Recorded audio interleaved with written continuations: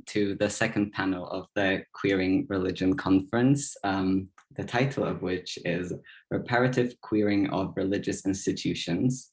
But rather than focusing on the religious institutions part of the title, I would suggest that you think of the theme of this panel as trying to, I think, work towards new and varied and very much art-centered ways to repair and heal the queer relationship to faith, God, and religion more broadly.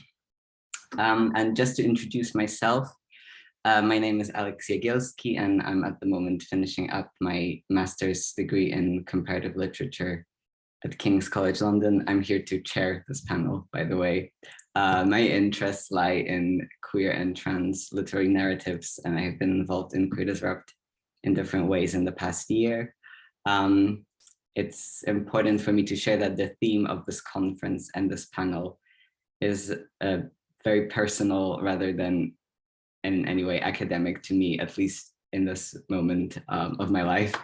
I grew up queer, trans, and Catholic in Poland, and healing my relationship with faith, trying to reconcile the queer and religious parts of myself has become important in the past couple of years of my life and will most likely be a lifelong project. There are three panelists here today, Alexandra Brown, Sam Bradley, and M. Maria Walhout.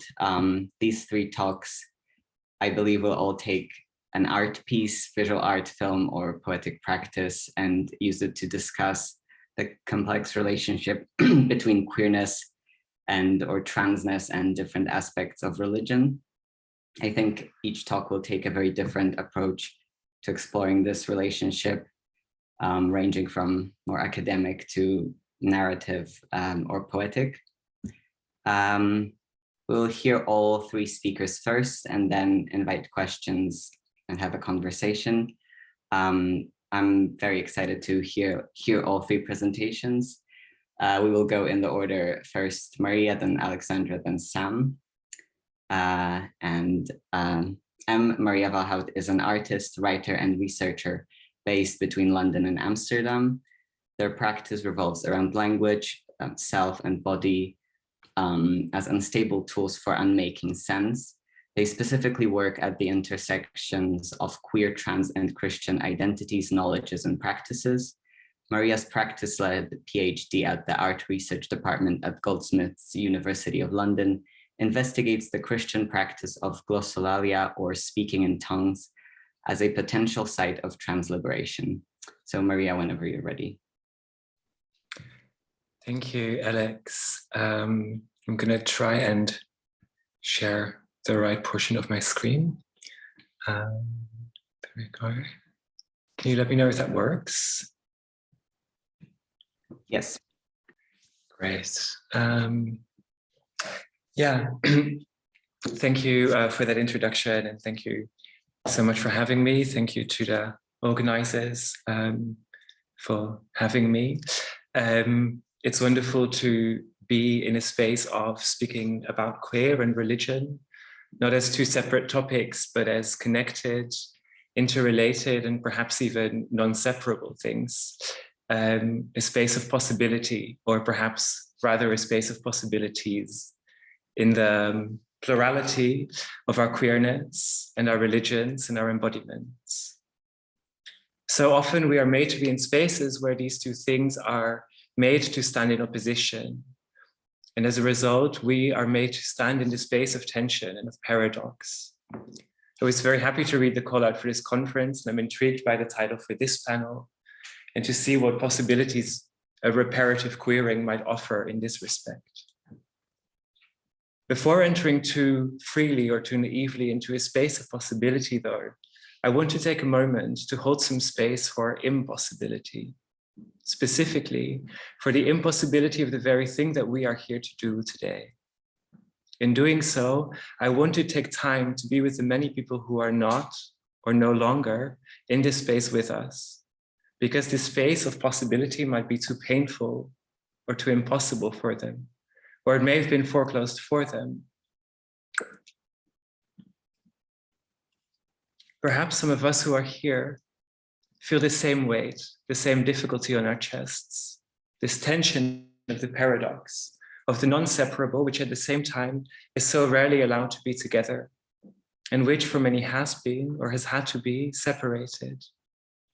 I want to draw attention very briefly to the DSM's description of dysphoria as the significant distress coming from an incongruence between a reality that we experience and a reality that we are assigned, and to how the roots of the word dysphoria go back to that which is unbearable.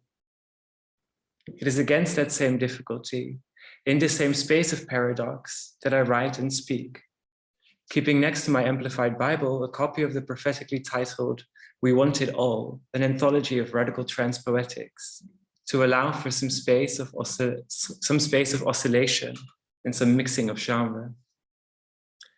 Perhaps then we can enter a space of im/possibility, a space that keeps room for doubt, or even, although this might be a bit of a faux pas in a reparative reading, for suspicion. I think we've earned as much. Im/possibly then, onto God. I propose today to speak about God. God is a song by gospel artist, producer, and writer Donald Lawrence. It first featured on his 2006 album, Finale Act 1 with the Tri-City Singers. Later again on the 2013 album, Best for Last, a 20-year celebration, featuring vocals from Natalie Grant. God first stood out to me for the following line in its second verse. Through my transition, you held my position. God, you are my God. I was already transitioning at the time when this line first stood out to me. And I was immediately intrigued by the use of position that the text uses. What is this position? The position that God holds through my transition. Let's take a look at the full lyrics of the song.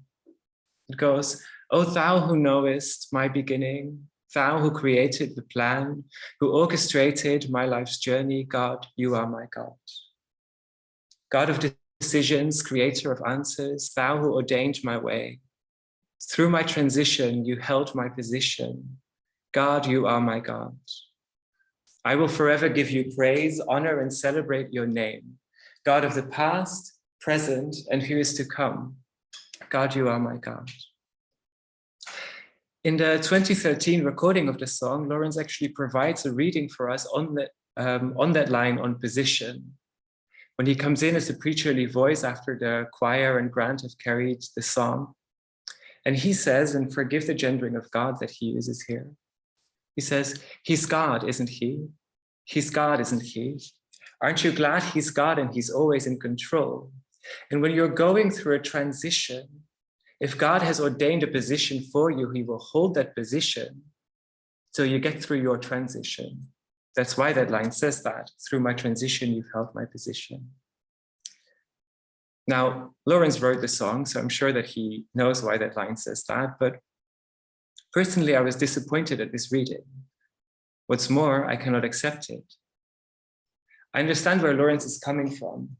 Having been raised in the Dutch Reformed school of predestinationism, it's not hard or far-fetched to read in this text an all too familiar image of an unmovable, static God who keeps a preordained timeline very neatly in place without budging or coloring outside the lines. It's a God who is always in control, the omnipotent God, right? But a God who waits outside of my transition, outside of my life. A God who removes God's self, unmoving and unmoved, from the stuff of my living, cannot be my God. That cannot be my God because is God not present? Is God not always present? Is that not God's very promise, God's presence? So why would God remove God's self from my transition? Another reading must be possible here, and perhaps it is helped by a jump from the projected future past tense that the text uses. It speaks as if it's at the end of a life looking back. Perhaps our reading is helped by a jump back to the present, the time of presence. Text goes as follows.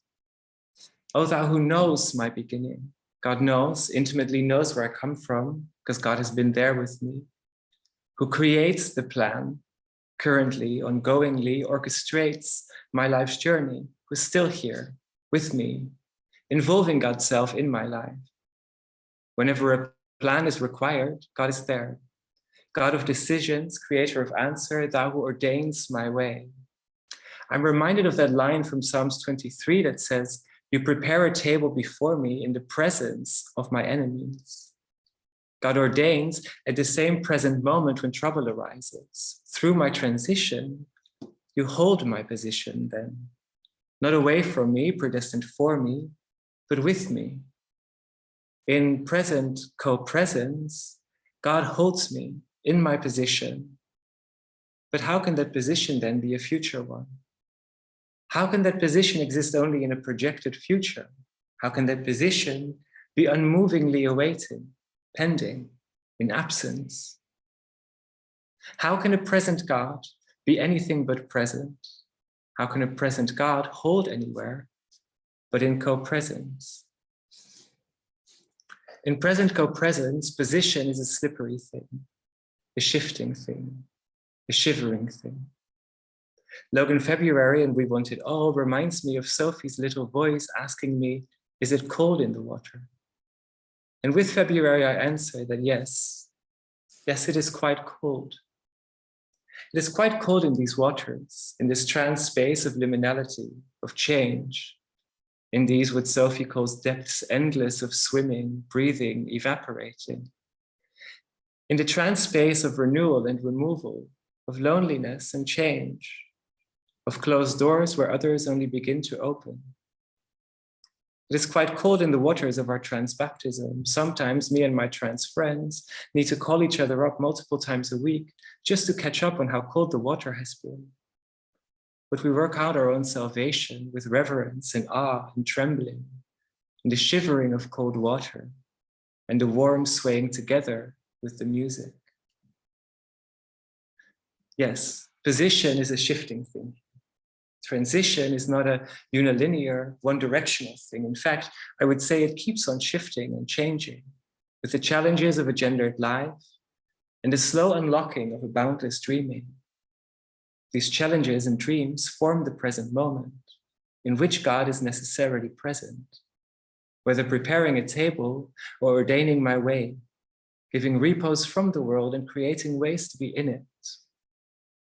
In the words of Alfred North Whitehead, God is in the world or nowhere, creating continually in us and around us. The boundlessness of our trans dreaming is not unlocked immediately.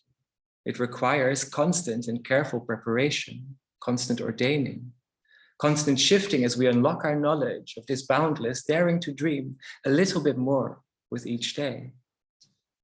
I would like to invoke the words of a dear friend, Ada M. Petterson, who writes, each day you let it melt into you. You let it drop below the surface. The ripples it leaves move with a kind of slowness and subtlety that can keep you undetectable. It could hide itself in raindrops. And with each day you feel a little bit different. It could hardly be measured, except for maybe that little tingle in your nipples and a fresh clinginess from the grasp of your shirt. You feel a little bit softer. You walk with a little more rhythm. And I don't think that's chemical.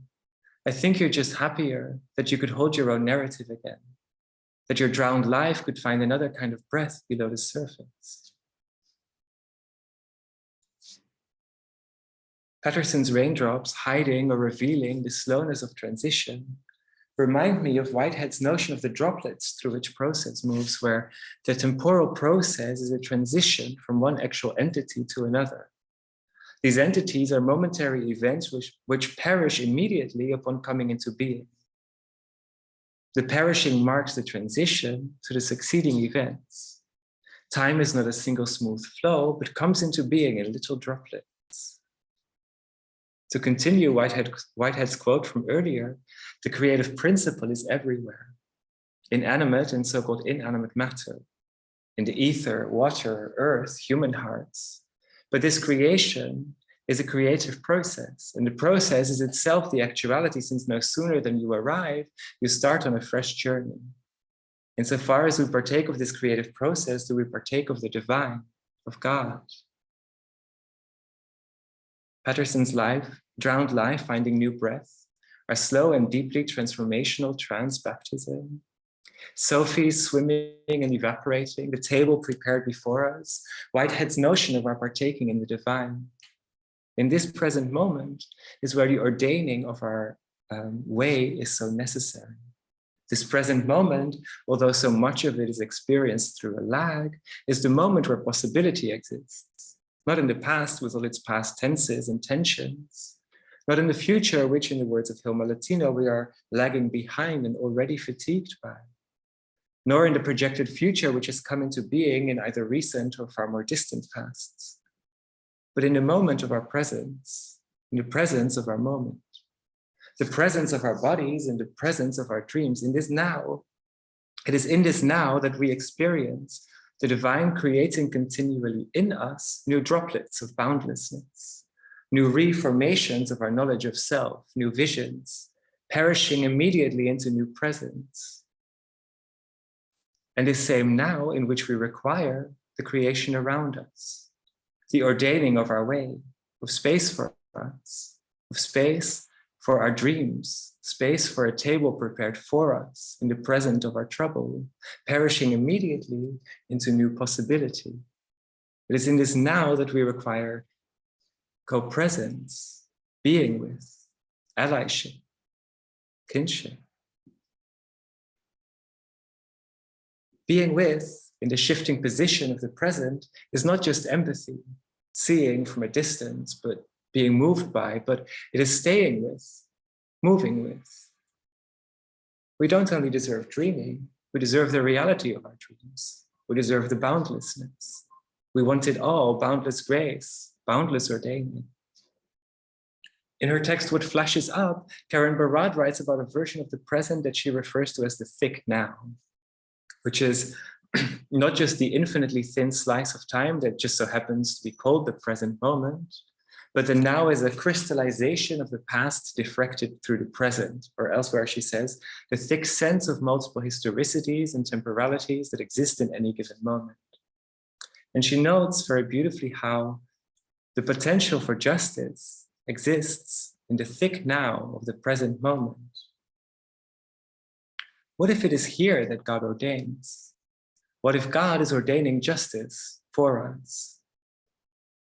In this present moment, in the co-presence of our present, in the presence of our trouble, in the significant distress of our paradoxes, God says, through my transition, you hold my position. What if this through is not a during, not a throughout, but a by means of? What if it is precisely through our transition that God holds us, ever shiftingly, in our present moments, which continually come into being and immediately perish into possibility again? What if God creates, or what if even God is the vessel which holds me here, ordaining the very conditions for the possibility of transition, the possibility of a dream which was at one point unbearably big, of transitive becoming, and of justice, solidarity, kinship? What if it is through the prophetic, ongoing recognition of ourselves and our who is to come that God reveals God's self to us as the event of moving with? It's the solidarity of making space for, as the vessel holding us in the already perishing presence of our boundless dreaming, dreaming ourselves, dreaming the present perishing into possibility, our boundless dreaming of a future justice. To be clear, I'm not speaking of dreaming as in an unreality thought up in the half absence of mind, but as a dreaming perishing into reality. It's finding new breath below the surface, just as our transness teaches us, as we learn through our transness. A being with justice as it shuts through our present, dreamt up prophetically in awareness of the all we don't just want and need, but deserve, and which is already becoming, called into being in divine co-present co-creation, melting into our baptismal water of becoming.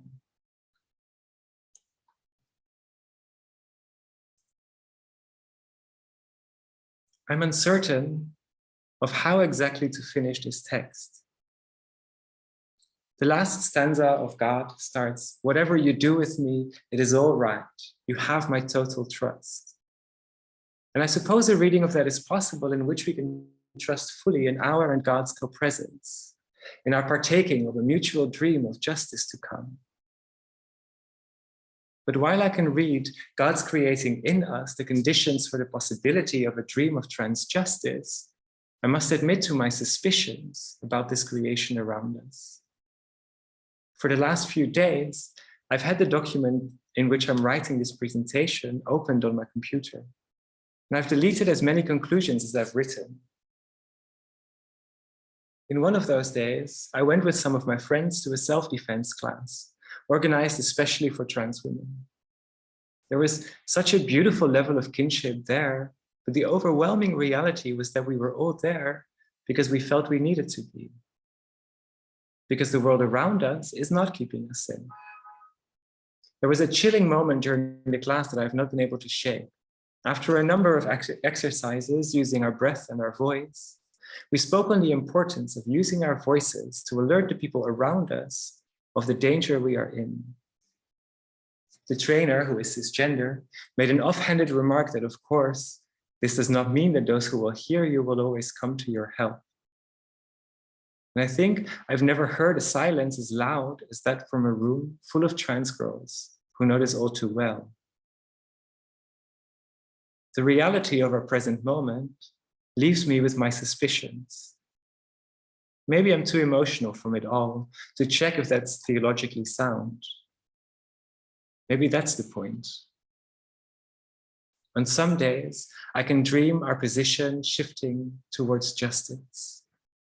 On others, I call up my friends. We are shivering. And all we can say to each other is yes. Yes, it is quite cold.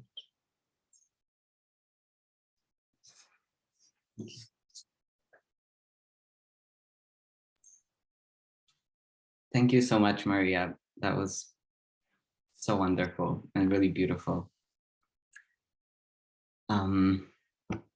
Yeah, I have no words. I really loved your presentation, so thank you for it. Our second speaker is Alexandra Brown, who is Alexandra Brown is a secondary school teacher of philosophy and religious studies, an academic and a poet whose work focuses on Christian theologies of liberation, Islam within the Black American experience, and issues of social justice pertaining to gender, race, class, sexual identity, and decolonizing the education system. Theologically and philosophically, Alexandra aligns with Black liberation theology, womanism, and Afro-pessimism. So whenever you're ready. Thank you. Thank you.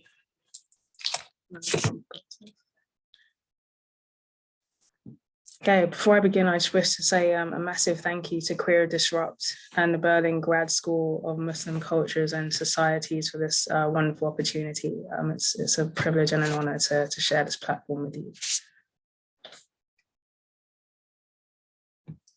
Okay, a Black queering of the religious life of Encanto, unearthing atmospheres of violence.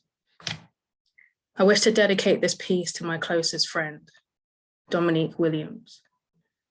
Dominique, thank you for teaching me how to love and for embodying what it means to love well. The Disney movie Encanto was about the Madrigals, an extraordinary family living in the mountains of Colombia due to fleeing persecution. The movie is centered around the protagonist Maribel, who, unlike her family, does not have a supernatural gift. And this is not until their tradition is endangered that she learns she has the capacity to save them. Encanto begins with Maribel's abuela, grandmother, recounting how the family came to have supernatural gifts. Depicted next were scenes of persecution, forced migration, and displacement. This powerful opening allowed for Encanto to locate itself within a painful period of Colombia's history, its seemingly unending 1920s civil war that was a consequence of disputes between rural laborers and landowners. Due to fleeing their homes, Encanto portrays a people who have little more than a candle to see their way, find themselves in the wilderness with nothing but hope to hold on to. Amid this, the matriarch of the Marigal family, Abuela, found herself widowed as her husband had sacrificed his own life for the sake of the family and community. Abuela, a now destitute widow, is left to contend with the impossible task of raising 3 newborns. For a brief moment, the movie pauses, and we are summoned to sit with her. We are invited to inhale the extent to which forces beyond her control left her bare, stripped of agency, and left in a state of nothingness. Encanto does well to remind us that there are many abuelas whose names we do not know and whose stories are not told. Suddenly, a miracle occurs. The candle that she and her late husband used to guide them through the wilderness transforms into a magical candle with a light that burns eternally and blesses them with a refuge in which to live. The magic that lies within the candle sees the creation of a beautiful home, which is also magical, as it can communicate with the family, respond to and aid with their needs, and reciprocate love, joy, and other sentient emotions. The house is regarded as magical not solely because of the former, but because its foundation is one of love and safety. Furthermore, its main utility is to act as a communal hub for the wider community. The magic within the candle was not found by escaping their pain and suffering, on the contrary, it was formed by it. The land on which they stood transformed the wilderness into a place of wonder, an encanto. The magic from the candle also blessed Abuela's children and grandchildren with supernatural gifts that would strengthen the family and community. During a musical introduction, the Madrigal family, we come to learn that Julieta, Maribel's mum, can heal pain and illnesses with her food. Luisa, Maribel's sister, has super strength. However, Bruno, Maribel's uncle, who we will return to later, is not extended the same warm introduction. Up until this point, Maribel was singing solo, but the mention of Bruno's name instantaneously sees the community stop their tasks, pause all conversations, and interject with a repetitious mantra, "We don't talk about Bruno." In a continuous practice of demystifying notions that Encanto is indeed heaven and the Madrigals are a family without flaws, we learn that Maribel did not receive a supernatural gift during her coming of age ceremony. As the movie unfolds, we come to learn the extent of her shame and its impact on her relationship with her abuela. Despite my initial reaction to Encanto being one of deep joy and elation, there was something about the movie that was both familiar and uncomfortable. After much reflection, it became clear that Encanto typified much of the experience that Black queer folks endure, not just within their community, but more specifically, the Black church. It was through the employment of trans academic and organizer Eric Stanley's term, atmospheres of violence, that allowed me to analyze acute sites of violence and locate within it its wider context. By this, Stanley posits that anti-queer violence is not so much evidence of individual phobias, rather, it is the structuring antagonism of our social world. Subsequently, inclusion and recognition are forms of harm rather than remedies.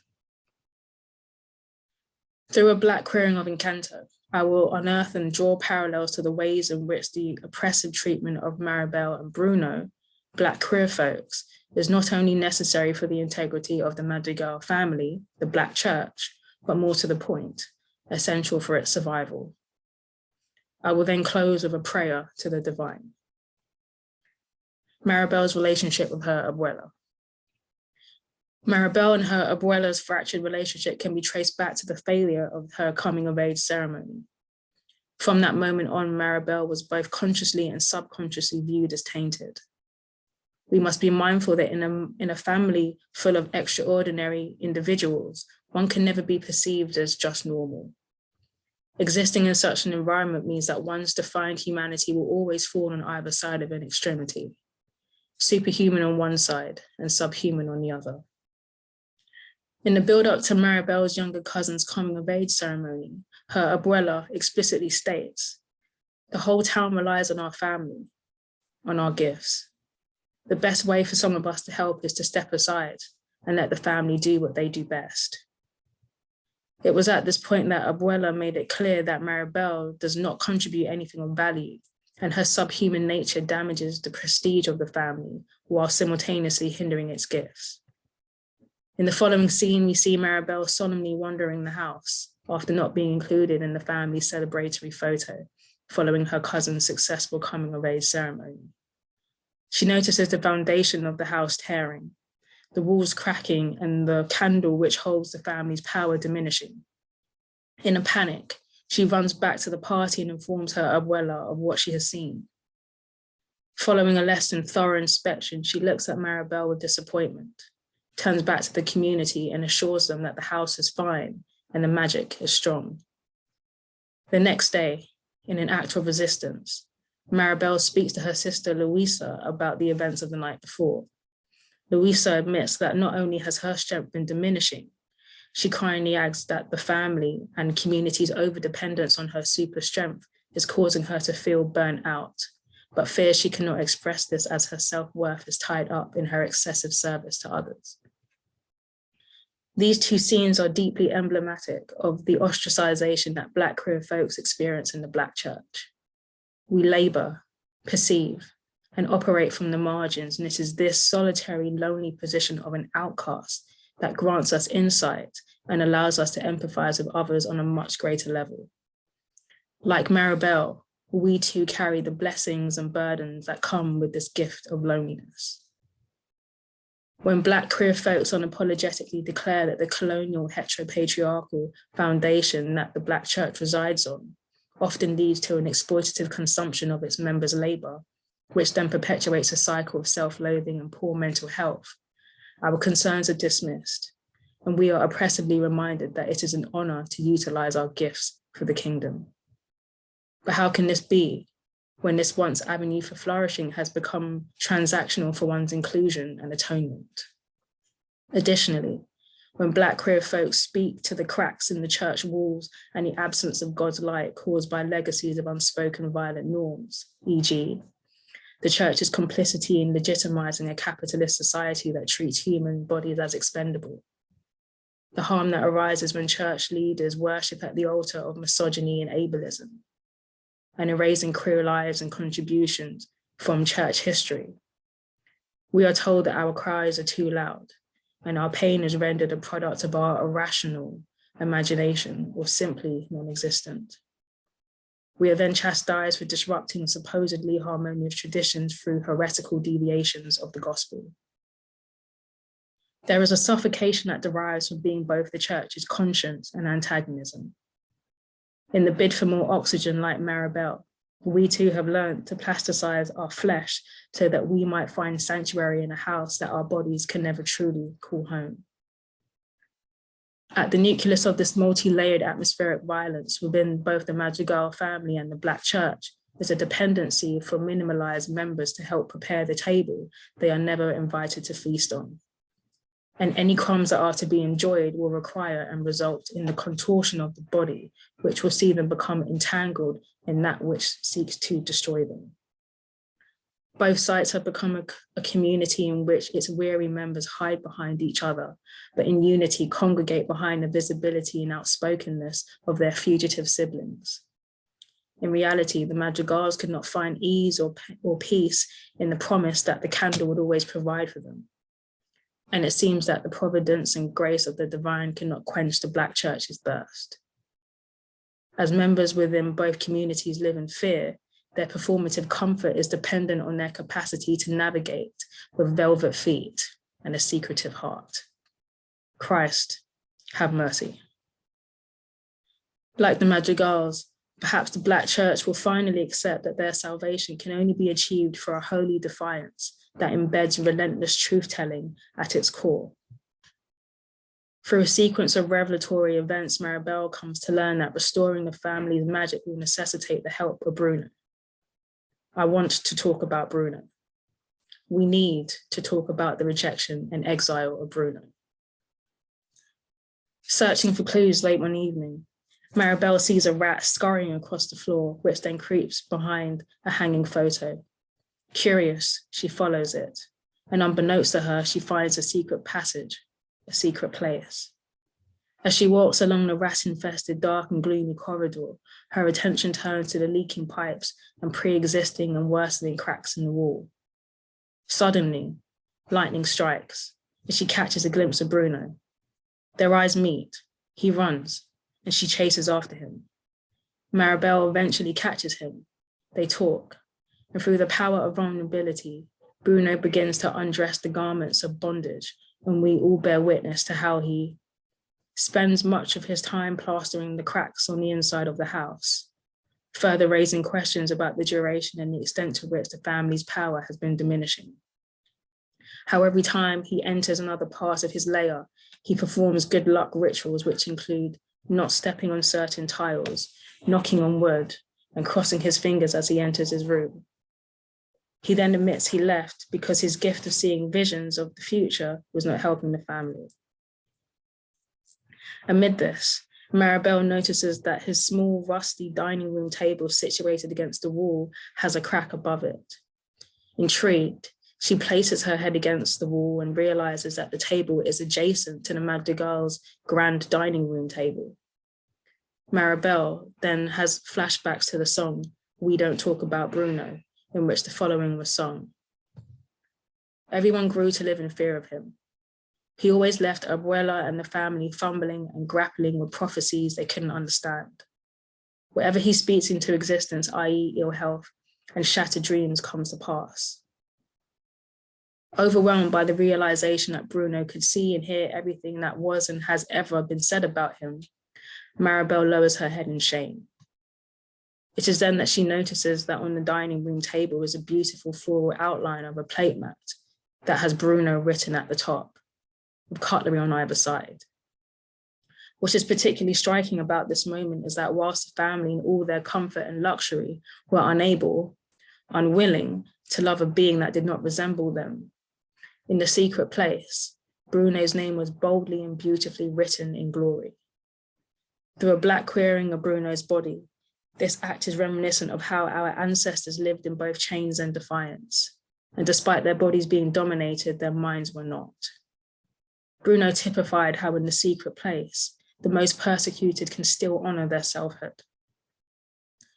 Through utilizing my black queer vernacular needle, I wish to gently tend to and thread together the erotic and paradoxical wounds on Bruno's flesh. The good luck rituals act as a grave reminder that many of us have internalized self-hatred because of the exclusion and deadly pathologizing we endure. With the Black Church constantly labeling us an abomination, perversion, cursed, and deserving of both a social and literal death, lodged within our traumatized bodies as an interior of discomfort. This shared rejection and exile causes both Bruno and Black queer folks to walk differently and pray differently, because our malnourished spirit hearts are in urgent need of repair. This erotic exploration of Bruno's treatment further allows us to appreciate that his exile was not a disembodied experience, and therefore, we cannot speak of Bruno's body or home without speaking about justice and power. Bruno never really truly received an apology. There were acknowledgements of misunderstandings, projecting, hearsay, and even a homecoming, but no apology. In fact, it was Bruno who apologizes for their wrongdoing. Even in the secret place, Bruno is holding together an institution that must crumble so that something humanizing and affirming can be built. Similarly, Black queer folks, despite our treatment, labor to uphold a sky that is repulsed by rainbows. Queer bodies experience a strange communion with the church. Like Jesus, our bodies are broken because of the sins of many, but unlike Jesus, our brokenness does not enact spiritual renewal. Rather, our bodies become a site for the savior complex, for punishment, for redemption, and we are thus consumed with a feverish like cannibalism.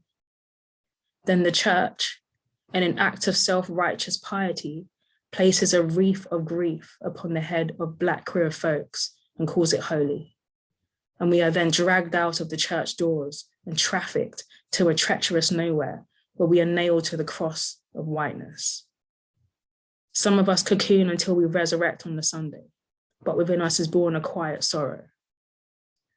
There are many Black queer folks who remain lost in exile, who are unable to come home, and who are martyred for trying to build a new home.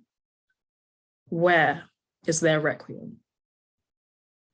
Lord, forgive us for ever thinking we are above the need for rest and the need to wail to the heavens. The atmospheric violence began when the saliva of the mantra, "We don't talk about Bruno," became a word, an infection. And it was this infection that consumed Bruno's body's spirit and his relationship to his family and his home. The adult's memory became their descendants' memory, which became the earth's memory. "We don't talk about Bruno" was passed from mouth to mouth. The saliva of the word became an unbreakable thread, which then crystallized into an innately violent structure, making it untenable, impossible for Bruno to breathe there. A prayer to God. To the God of the rejected and exiled. I groan this prayer into existence as your Black queer child whose sorrow has become commonplace, and as such, I have nothing to offer but my heart, tears, and supplications. I pray for a spiritual home where I can make artifacts out of my pain, so that I can put down the things that do not belong to me. The spear that bears the sharpness of ridicule and rejection. Scrolls of hatred and persecution that presents fictitious and caricatured depictions of my people.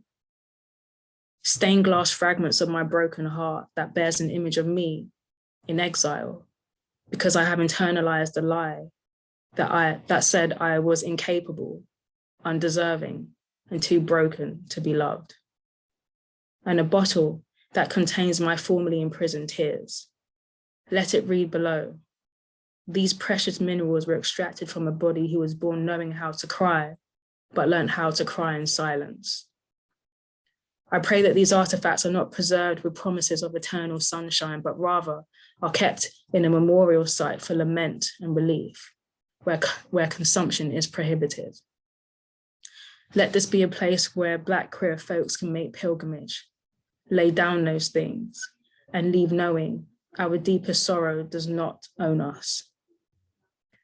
I pray that the world undresses and slips into something more uncomfortable, more just.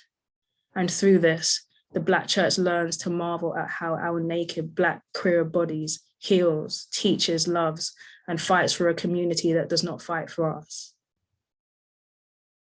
I pray this intimate encounter acts as a form of remembrance of something ancient and not a revelation of something new. In this spiritual home, I pray for sermons that act as love letters, where Black queer folks receive visions of the ancestors teaching us acts of resistance and strategies that help us to elude capture, all while centering rest. Where the beat of the drums places us in a trance-like state where our rhythmic movement and shouts disintegrates our shackles into nothingness. Where acts of worship see us create music, art, and poetry that's theology is steeped in the truth that Black queer bodies are erotic sites of knowledge. And where we lovingly hold each other to account as we grapple with the reality that we can simultaneously embody Jesus, Pilate, and the colonial state. Ya Allah, may we never become too arrogant to remember that we have also internalized that which we seek to destroy. Remind us that in the midst of our terror, it is you who birthed us from the mouths of our mother's legs and into the palms of this world. Remind us that you have not forsaken us. You are a creator whose word is sovereign and who labors alongside their creation. I pray that you soothe our bleeding lips and bleeding knees and lead us to a divine encounter where we will live to see a ripe old age, where we will sit with our wrinkles, our silver hair and laugh lines, and bask in the warmth of the sun, good food, and reciprocated love. I also pray for those who will never experience the church as a home. I pray that you visit them in the ordinary, in the liminal spaces, through the senses, and through nature. Sit with them, comfort them, and remind them that it is in remembrance of your name that hearts find rest. I pray that the worlds my crescent-shaped moon lips have groaned into existence be made manifest. Amen, Amen, and Ashe. Thank you.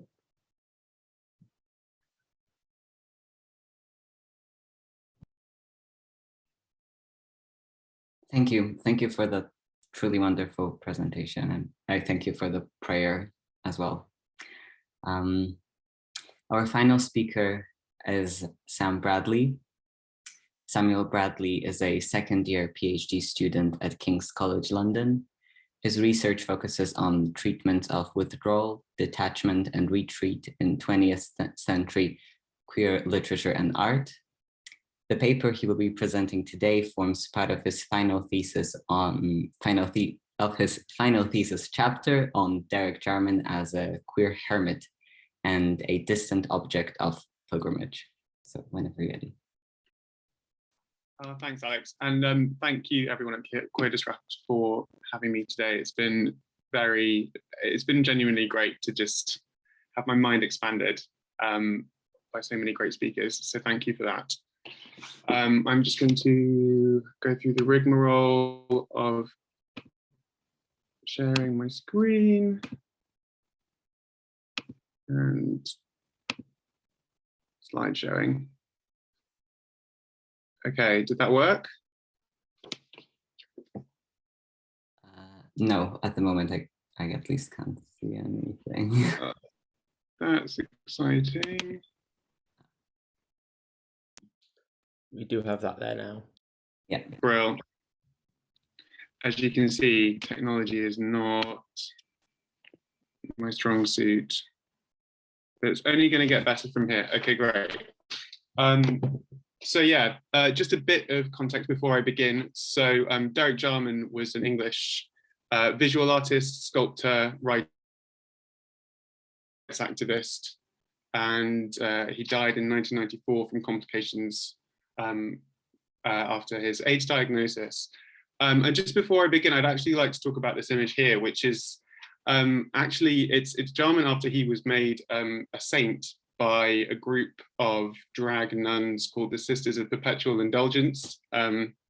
They dubbed him Saint Derek of Dungeness of the Order of Celluloid Knights due to the work that he'd done on behalf of the queer community. So he ended his life as an actual living saint in a sense, which further complicates his slightly vexed relationship with Christianity and organized religion.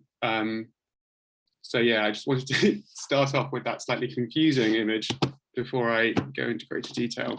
So yeah, Derek Jarman is generally understood both publicly and academically to be a radical, an artist who positioned himself as a passionate critic of conventional and/or conservative society, and whose queer voice is characterized by an angry opposition to institutions, be they artistic, political, or religious. But despite this, throughout his career, he repeatedly returned to the religious both as a subject and as an influence, drawing on centuries of what he termed religious fag lore to create his art, be it written, painted, or filmed. He was, as Robert Mills has argued, both attracted to and repelled by religion, particularly early modern Christianity, and the nebulous point at which organized worship bled into something stranger, more esoteric, and more mystical. As Dominic James puts it in his book on queer martyrdom, Jarman engages in detail with the rich cultural resources of the Western religious and cultural heritage in projects of queer self-construction, using doctrine to inform elements of his own queer subjectivity and his artistic practice. How then can we reconcile Jarman's critique of a contemporary Christianity and this long tradition of religious inspiration? In this paper, drawn from my PhD chapter on Jarman, I posit that this tradition is an example of extended spiritual disidentification. Borrowing the term from Judith Butler and Jose Esteban Munoz, I argue that Jarman forms close attachments to elements of religious culture and then appropriates and reuses them, scrambling the code and remaking them anew in particularly queer ways. And I finally suggest that this remaking is a form of reparative camping, a means of recognizing the potential harm caused by a culture inimical to queer existence, and then diverting it into a new form of potentially joyful queer spirituality. In an interview in Cineast magazine in 1991, Jarman was asked why Christianity and the church were both such pervasive themes in his work. with the interviewer pointing out that the films often contain both critique of and reverence towards Christianity. Jarman's response is interesting. He points out that in the last instance, Christianity as a concept is very difficult to understand, but also that it's all-pervading and that its continual presence in the intellectual and social history of the Western world must be reckoned with. For Jarman, it would be pointless to avoid any mention of Christianity or the church, and films that did so would be fundamentally flawed. They would not be acknowledging the world in which they were made, disqualifying any argument they might put forward. The trick for Jarman is not to ignore Christianity, it is to acknowledge it, even its influence on one's own subjectivity, and move on from there. This recognition goes hand in hand with critique, and Jarman's work contains multiple examples. He describes, in his book Modern Nature, the moment when he was discovered in bed with another boy and the punishment that came afterwards. They prized his hands from my tight cot and left us to shiver naked in the cold at the foot of the bed. We were hauled out of element and left to asphyxiate by the nose. And the blows rained down, millennia of frustrated Christian hatred behind the cane. What a terrible God to take on the hurt and then hurt us all. That day a childhood idyll died in the bells and sermons, and we were shoved into the wilderness they had created and commanded to punish ourselves for all time, so that at last we would be able to enter their heaven, truly dead of spirit. In his 1978 punk film Jubilee, Christianity is represented by the villain of the piece, Cardinal Borgia Gintz, a walking metaphor for state control of the media and the direct link between this control and social power. He arrives on screen in a black Rolls Royce and a cardinal's outfit at the Palace of Heavenly Delights, a nightclub and sex club that used to be Westminster Abbey, and is introduced in the script as the man who picked up the 30 pieces of silver and made the movie you saw on TV. In the nightmarish dystopia of Jubilee, all division between state, entertainment, and religion has dissolved, and Gintz, named in part after a family that produced 3 Catholic popes, is the proof. Likewise, in his film Caravaggio, representations of organized religion are seen as more worldly or secular threats. Cardinal Del Monte as the sexual predator of the young Caravaggio, and Cardinal Scipio Borghese as a wealthy and politically powerful sexual and romantic rival. As Jarman points out in the Cineast interview, the church is an inescapable fact in Catholic Italy, but it's also a means by which individuals can accrue and then use cultural control. The conflict is therefore between Caravaggio as a cultural producer working within this system and those who can block or support his artistic endeavors, something with which Jarman, who struggled throughout his life to find funding for his work, can relate. In all of these examples, Jarman posits Christianity as an inspiration for a structure of repressive, social, and sexual control, an inescapable concept that he termed heterosoc. Even at the moment of punishment in his childhood boarding school, he does not single out Christianity specifically. Rather, it's the rhetoric of queer sexual or social repression and potential harm that's the outcome of unthinking adherence to doctrine. The perceived malign influence of Christianity in Jarman's work is always enmeshed in broader contexts of institutional homophobia. It is at this point that we reach the key concept of disidentification. In her 1996 book, Bodies That Matter, Judith Butler posed the question that you see here. What are the possibilities of politicizing disidentification? This experience of misrecognition, this uneasy sense of standing under a sign to which one does and does not belong. Already we can see the generative possibilities of considering the Church of England Christianity of Jarman's upbringing as a sign to which one does, on a social or class basis, and does not, on a social or sexual basis, belong. It is José Esteban Muñoz's elaboration of this concept in his 1999 book, Disidentifications, that really kicks things off. Muñoz writes that disidentification is about recycling and rethinking encoded meaning. The process of disidentification scrambles and reconstructs the encoded message of a cultural text in a fashion that both exposes the encoded message as universalizing and exclusionary machinations and recircuits its workings to account for, include, and empower minority identities and identifications. Thus, disidentification is a step further than cracking open the code of the majority. It proceeds to use this code as raw material for representing a disempowered politics or positionality that's been rendered unthinkable by the dominant culture. For Muñoz, disidentification is the process by which racially and sexually minoritized subjects, particularly what he terms art outsiders, can find a means to navigate through a dominant and often hostile culture.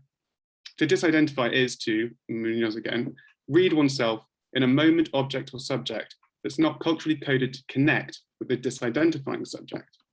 It's an instinctive process and an immediate one. The act is not to reclaim or sanitize this connection by, as Muñoz puts it, evacuating the politically dubious or shameful components within an identificatory locus but instead to acknowledge the awkwardnesses, inconsistencies, and forms of harm that are present, and use these energies for positive ends. For Munoz, the moment, object, or subject with which a figure might disidentify is more discrete than the concept of Anglican Christianity. It's more likely to be a performance in a soap opera, or even a single line delivered by a guest on a chat show. Moreover, he uses it as a versatile way of acknowledging the difficulties of intersectional identity. The fact that the book is called Disidentifications Plural points to the fact that for Munoz, it's an ongoing process, and one which incorporates, as I said earlier, both sexually and racially minoritized subjects. But there are points which I think have a resonance with Jarman's actions and his use of Christian iconography. Of particular interest is this idea of disidentification as an automatic and instinctive process, a moment over which the queer subject has no control. It's this that gives the paper its actual title. In his book Dancing Ledge, Jarman talks about an impromptu visit to Ely Cathedral and the fact that he, eagle-eyed for cathedrals, is the first to recognize it in the distance. Already an atheist at this stage of his career, he nevertheless has an interest in and fondness for ecclesiastical buildings, as seen in this description of the interior. Inside, our footsteps died away in the deep shadows which envelop the vast emptiness of the unlit nave. We walked through the massive stony piers like trespassers, our hearts beating loudly, absolutely alone in the building. Far at the end, hidden by the choir screen, the sound of the boys singing evensong mingled and dispersed with the rushing wind and filled the building with its stillness. The octagon, suspended as if by magic over the crossing, disappeared into a dark, dizzying vortex. With my eyes fixed high, I began to turn in a circle, and gradually the whole building spiraled with me to the sound of the boys singing and that roaring winter wind. There's a lot going on here that I think is key to Jarman's praxis and the place of Christianity within it.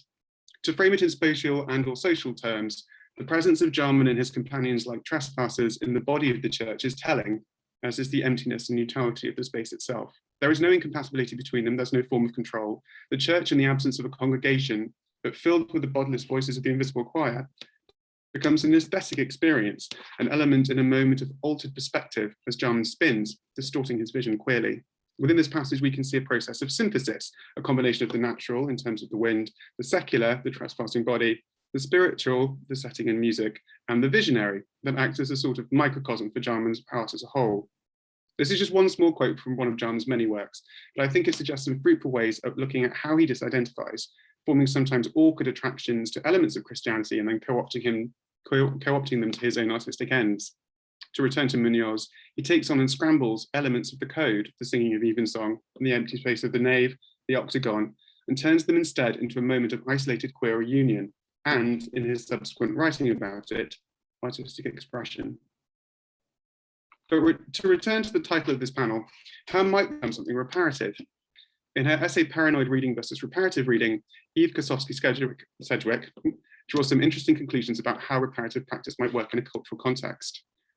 Under Sedgwick's model, this work has a great deal in common with Munozian disidentification. She argues that the reparative impulse comes from a recognition that the surrounding culture is inadequate or inimical to its nurture.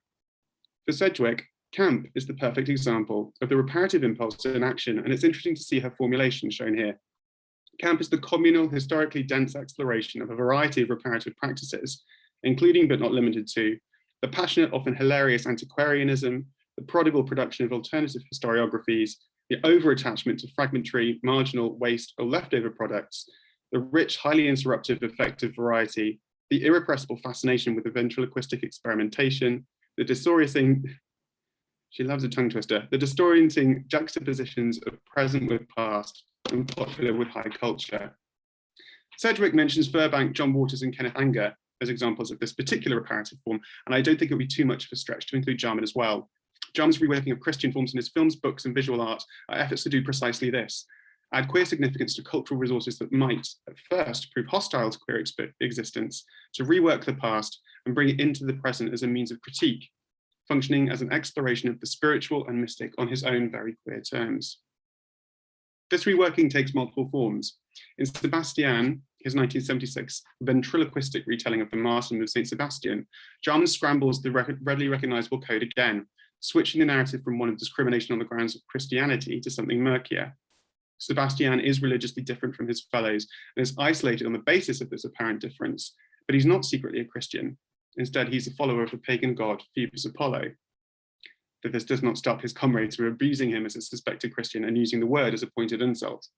The basic model of the martyrdom is still recognizably there. Sebastian is put to death by Roman soldiers, ostensibly due to his refusal to take up arms to defend the Roman Empire. But Jarman's film alchemizes this model of Christian liturgy into something else, something stranger and queerer, underlining or emphasizing the lasting cultural queerness of the Saint Sebastian figure.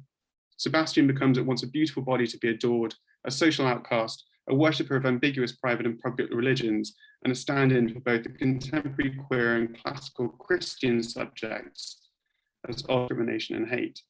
And I also think it's interesting that even in the marketing for the film, it's kind of impossible to get away from this tradition of how Sebastian is artistically represented as bound and penetrated by arrows, but that's just a personal enthusiasm. We see something similar in Jarman's painting, Irresistible Grace, one in a series he worked on in 1981 to 2, that he says explicitly were based on 19th century photographs of the male nude, mixed with sexual and religious iconography. If we look at it in isolation, you can see a reclining figure.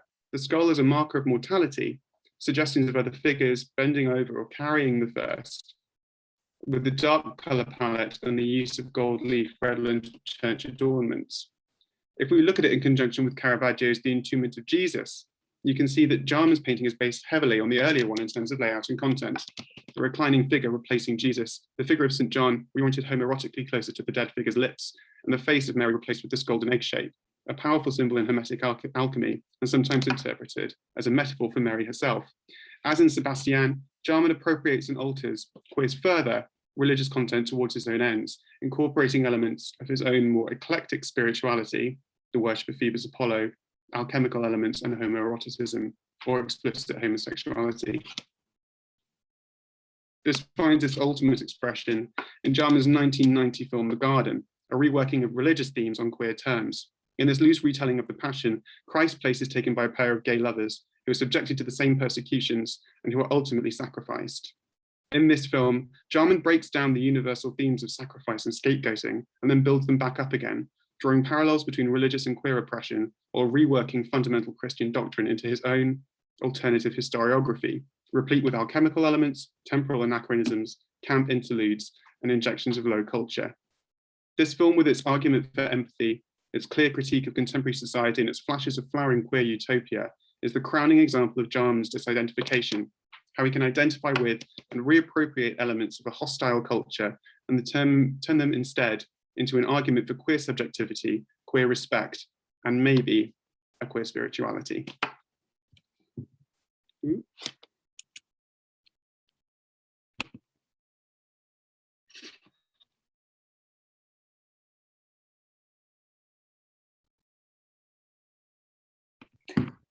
Thank you. Sorry, I just had to turn off my timer because I was scared it was gonna start beeping. Thank you, Samuel, and thanks to all of the three of you for these really amazing papers. And I certainly have many thoughts, and I kind of want to start with some of them. However, if someone has a burning question, then please speak now or put it in the chat for later. Okay. I will also stop recording. Sorry.